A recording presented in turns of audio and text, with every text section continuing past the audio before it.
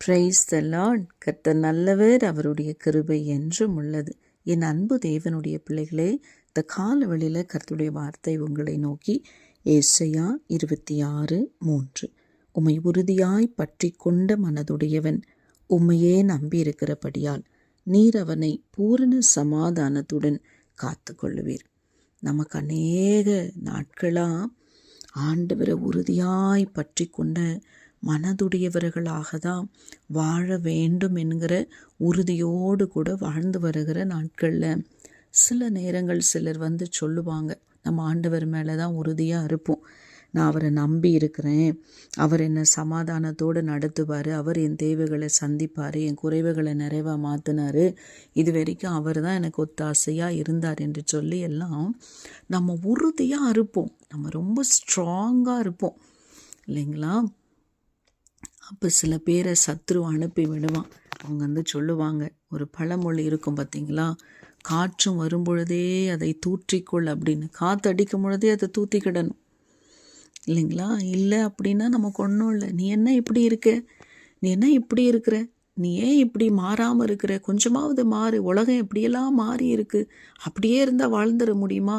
நேர்மை, உண்மை, உத்தமம், ரொம்ப நீதியாக இருக்கிறது, ரொம்ப உண்மையாக இருக்கிறது, ரொம்ப மிஞ்சின நீதிமானாக இருந்துருவ போல இருக்கு, அப்படியெல்லாம் இருந்தால் வாழ முடியுமா என்ன? உலகத்தில் பாவி யாருமே இல்லாமல் இருக்கிறாங்களா என்ன? பாவியே இல்லையா என்ன?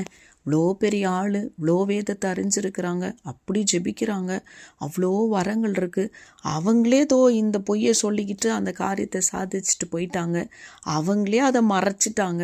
நீ என்ன ஒரு விசுவாசி தானே, நீ என்ன சின்ன ஊழியம் தானே செஞ்சுக்கிட்டு இருக்கிற, நீ என்ன ஆண்டவரை மற்றவங்களுக்கு ஆண்டவரை பற்றி சொல்லிக்கிட்டு ஜோ பண்ணிக்கிட்டு தானே இருக்கிற, இதெல்லாம் ஒரு பெரிய விஷயமே கிடையாது. ஒரு காரியத்தை சொல்லுவாங்க பார்த்தீங்களா, ஒரு திருமணம் காரியம் ஒரு நடக்கணும் அப்படின்னு சொன்னால் ஒரு 10 பொய்யை சும்மா சொல்லிடலாமா? எப்படி இருக்குது பார்த்தீங்களா உலகம்?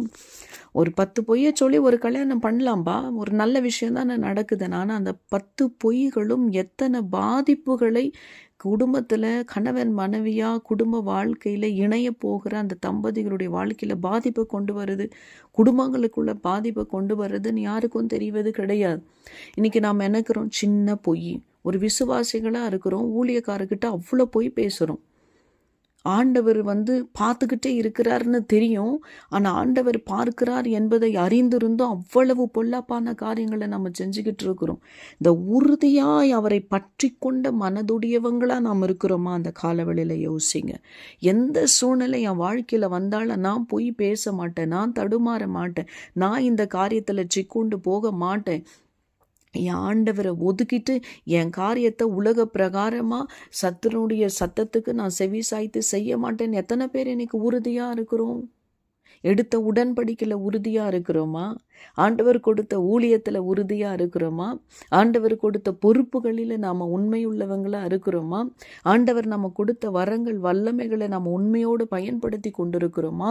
நம்முடைய மேன்மைக்கு, பெருமைக்கு, புகழுக்கு, உயர்வுக்கு நம்ம பயன்படுத்தி கொண்டிருக்கிறோமா? இல்லை ஆண்டவருடைய நாமத்தை உயர்த்துவதற்காக நம்மளை பயன்படுத்தணும் நம்ம நினச்சிட்டு இருக்கிறோமான்னு இந்த கால வழியில் இந்த சத்தத்தை கேட்குற தேவ பிள்ளைய கொஞ்சம் நீங்கள் யோசிச்சு பாருங்களேன்.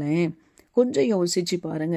எவ்வளவோ நம்ம தடுமாறி போகிறோம், எவ்வளவோ நாம் போய் பேசுகிறவங்களா இருக்கிறோம். சூழ்நிலைக்கு ஏற்ற மாதிரி நம்முடைய இருதயம் மாறுது, நேரங்களுக்கு ஏற்ற மாதிரி நம்முடைய சிந்தனை மாறுது, மனிதர்களுக்கு ஏற்ற மாதிரி நம்முடைய ஆக்டிவிட்டீஸே மாறுது, நம்முடைய நிலைமை மாறுது. எல்லாமே இந்த நாளில் பார்த்தீங்கன்னா ஒவ்வொரு சூழ்நிலைக்கும் ஒவ்வொரு நிலைமைக்கும் நம்ம மாறிக்கிட்டே இருக்கிறோம். நம்ம அப்படி இருக்கக்கூடாது. நீங்கள் பாருங்கள், ஆதியாகமம் 8:1 தேவன் நோவாவையும் அவனுடனே பேழையில் இருந்த சகல காட்டு மிருகங்களையும் சகல நாட்டு மிருகங்களையும் நினைத்தருளினார்னு பார்க்குறோம். வேதம் அப்படி சொல்லுகிறது. தேவனுடைய பிள்ளையே, ஆதியாகமம் 6:5 இதெல்லாம் நீங்கள் வாசித்து பார்த்தீங்கன்னா அந்த நோவாவுடைய நாட்களில் உலகம் எப்படிப்பட்டதாக இருந்தது தெரியுமா? இப்போ நான் இதுக்கு முன்பதாக சொன்னது போல தான் சீர்கெட்ட ஒரு வாழ்க்கையாக இருந்தது. இப்படி தான் ஆண்டவருக்கு விரோதமான காரியம், உடன்படிக்கையில் உண்மையில்லாத பிள்ளைங்களாக இருந்தாங்க. உறுதியான ஆண்டவரை பற்றி கொள்ளுகிற இருதயம் இல்லாதவங்களா இருந்தாங்க. ஆண்டவர் மேலே நம்பிக்கை வைக்கல, உலகத்தின் மேலே தங்களுடைய காரியத்தின் மேலே தான் நம்பிக்கை வச்சவங்களா இருந்தாங்க. மனுஷனுடைய அக்கிரமம் பூமியில பெருகினது என்றும் அவன் இருதயத்தின் நினைவுகளின் தோற்றமெல்லாம் நித்தமும் பொல்லாததே என்றும் கர்த்தர் கண்டு தாம் பூமியிலே மனுஷனை உண்டாக்கினதற்காக கர்த்தர் மனஸ்தாபப்பட்டார். அது அவர் இருதயத்துக்கு விசனமாயிருந்தது. என் ஆவி என்றைக்கும் மனுஷனோட போராடுவது இல்லை என்று வேதனையோடு சொன்னார்னு பார்க்குறோம். இன்னைக்கு உங்களை பற்றி ஆண்டவர் என்ன சொல்ல போகிறாரு? ஆனால் பாருங்க, நோவாவுக்கு மட்டும் தாங்க கர்த்தருடைய கண்களில் கிருபை கிடைச்சது. காரணம் என்ன தெரியுமா? நோவா தன் காலத்தில் இருந்தவர்களுக்குள்ளே நீதிமானும் உத்தமனுமாயிருந்தார். ஆதியாகமம் 6:9 அப்படிதான் சொல்லுது. ஆனால் எப்படிப்பட்ட ஜனத்தின் மத்தியில் அவர் இருந்தார்? அக்கிரமம் பெருகின ஜனத்தின் மத்தியில். இருதயத்தின் நினைவுகள் எல்லாம் தோற்றமெல்லாம் நித்தமும் பொல்லாததா இருந்த ஜனத்தின் மத்தியில் நோவா மட்டும் எப்படியா இருந்தார் அப்படின்னு நீங்கள் பார்த்தீங்கன்னா நீதிமானும் உத்தமனுமாக இருந்தார். அந்த உலகம் ஒருவேளை நோவாவை கேலியும் பரியாசமும் செஞ்சிருக்கலாம். நீ அனுபவிக்க தெரியாதவன்னு சொல்லியிருக்கலாம்.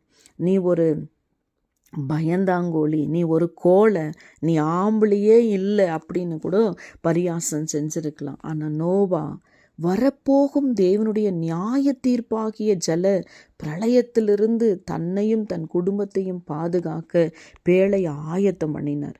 மறுபக்கம் சுவிசேஷத்தை இடைவிடாமல் அவர் பிரசங்கிச்சுட்டே இருந்தார். வரப்போகிற அழிவை குறித்து பிரசங்கிச்சார். நீதிமானும் உத்தமனுமாகிய நோவாவை கர்த்தர் எப்படி மறப்பாருன்னு நீங்கள் யோசிச்சு பாருங்க. இன்னைக்கு ஊழியர்களாக இருக்கிறோம், காரியங்களை சொல்லுகிற பொழுது அநேக குறைவுகள், சொல்லுகிற சத்தியத்தில் குறைவுகளை சொல்கிற ஜனங்களை பார்க்குறோம். ஆனாலும் குறைவுகளை சொல்லிக்கிட்டே இருந்தால் ஆண்டுடைய வார்த்தை நம்மளால் சொல்லாமல் இருக்கவே முடியாது. விரியன் பாம்பு குட்டிகளே அப்படின்னு பிரசங்கித்தார். பொல்லாத சந்ததியாரே அப்படின்னு பிரசங்கித்தார். இப்பெல்லாம் அப்படியா பிரசங்கிக்கிறோம்? தேவ பிள்ளையே, தேவனால் தெரிந்து கொள்ள பிள்ளையே அப்படின்னு வசனங்களை சொன்னால் என்ன பண்ணுறாங்க? எதிர்க்கிற ஜனங்களாக இருக்கிறாங்க. அப்படி அல்ல, தேவனுடைய பிள்ளைங்களை மறைத்து ஆண்டவர் பேசுகிற காரியங்களை நம்ம ஏற்றுக்கொள்வதற்கு தேவனுடைய பிள்ளையே முன்ன வருகிற பிள்ளைங்களாக இருக்கணும். ஏற்றுக்கொள்ளுகிற மனப்பக்குவமுடைய பிள்ளைகளாக இருக்கணும். அதை தான் தேவன் விரும்புகிறவராக இருக்கிறார். நாம் அதை மாற்ற முடியாது. கர்த்தருடைய வார்த்தை தான் நம்மளை மாற்றும். கர்த்தருடைய சத்தம் நம்மளை மாற்றும்.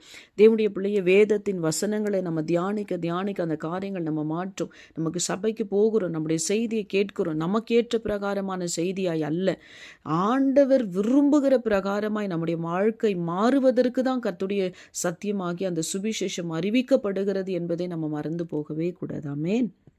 இந்த நோவா ஏறக்குறைய 120 வருடங்கள் பிரசங்கித்தார். அநேக வேத பண்டிதர்கள் இதை குறித்து சொல்லுகிறத பார்க்க முடியும். என் அன்பு தேவனுடைய பிள்ளைகளே, நீயும் உன் வீட்டார் அனைவரும் பேழைக்குள் பிரவேசியுங்கள். இந்த சந்ததியில் உன்னை எனக்கு முன்பாக நீதிமானாய் கண்டேன்னு ஆதியாகமம் 7:1 சொல்றார். 40 நாட்கள் மழை தொடர்ந்து பேஞ்சுக்கிட்டே இருக்கு. ஏறக்குறைய ஒரு 383 நாட்கள் நோவா அந்த பேழைக்குள்ளேயே இருக்கிறார். ஒரு வருடம் 17 நாட்கள் வேதம் சொல்லுது. தேவன் நோவாவை நினைத்தருளினார். ஆதியாகமம் 8:1. கர்த்தர் தமக்கு கீழ்ப்படுகிற தாசர்களை ஒரு பொழுதும் மறந்து போகவே மாட்டார். நீங்கள் ஆண்டவருக்கு கீழ்ப்படிஞ்சிருக்கிறீங்களா? ஆண்டவர் உங்களை மறந்து போகவே மாட்டார், உங்களை கைவிடவே மாட்டார். அவர் உங்களை தேற்றுகிற தேற்றரவாளனாக இருப்பார். நீங்கள் சோர்ந்து போகாதீங்க. அவர் புது உலகத்தில் அவங்கள இறக்குனார், புது சந்ததியை உருவாக்கினாங்க. கர்த்தர் அவர்களை அன்போடு ஆசீர்வதித்து நீங்கள் பழுகி பெருகி பூமியை நிரப்புங்கள்னு ஆதியாகமம் 9:1 நம்ம வாசிக்கிறோம். என் அன்பு தேவனுடைய பிள்ளைகளே, ஜல பிரயலத்திலிருந்து தன் குடும்பத்தை பாதுகாக்க நோவா மேற்கொண்ட எல்லா தியாகங்களும் நல்ல பலன் கிடைச்சது. ஒருவேளை பேழை செய்ய அவர் தன் நிலத்தையும் வீட்டையும் விற்றிருந்திருக்கக்கூடும். ஆனால் இப்பொழுதோ உலகத்தில் உள்ள அவ்வளவு நிலங்களும் நோவாவுக்கு சொந்தமாயிடுச்சு. கர்த்தருக்காக நீங்கள் எதை இழந்தாலும் நூறத்தனையாய் அதை உங்களுக்கு அவர் திருப்பி கொடுக்க வல்லமையுடையவராயிருக்கிறார்.